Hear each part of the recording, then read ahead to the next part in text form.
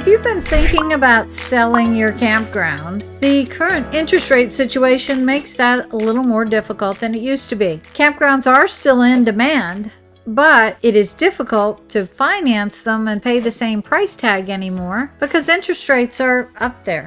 SBA loans are going to be running in the 10 to 11% range right now. That is a hard pill to swallow and still make money and make this a good effort. So many are considering seller financing. Let's talk about it.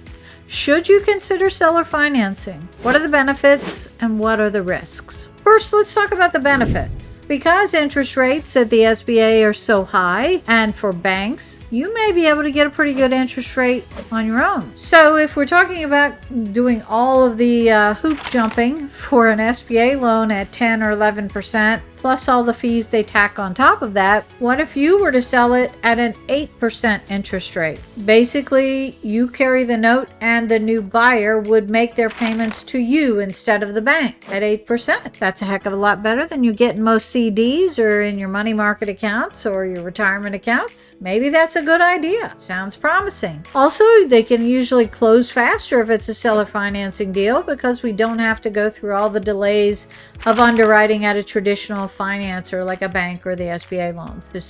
So faster sale, probably easier on you as a seller. All right, let's talk about the risks. The risks are that the buyer defaults and they don't make the payments to you. So what's your remedy in that situation? Well, you can request collateral when you do the seller financing. So collateral might be some asset, some insurance account, a life insurance account.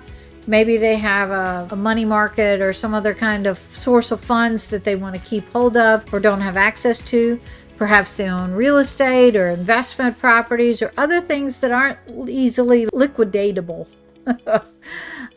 You may have collateral, and if they default, that means that you go after the collateral. Now, obviously, you're going to have to pay some attorneys in that default situation as well, so add that into your list of cons. The second part of that is the collateral may, in fact, and usually is, the campground. If they default, you would have to take the campground back. You'd be the repo man.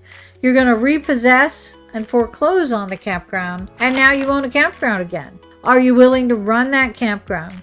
What if they destroyed your reputation? What if the guests leave? What if they have some bad situations going on in there? Maybe that's why they couldn't pay you. So it's a risk. Will they destroy the campground? Considering seller financing is a pretty big deal.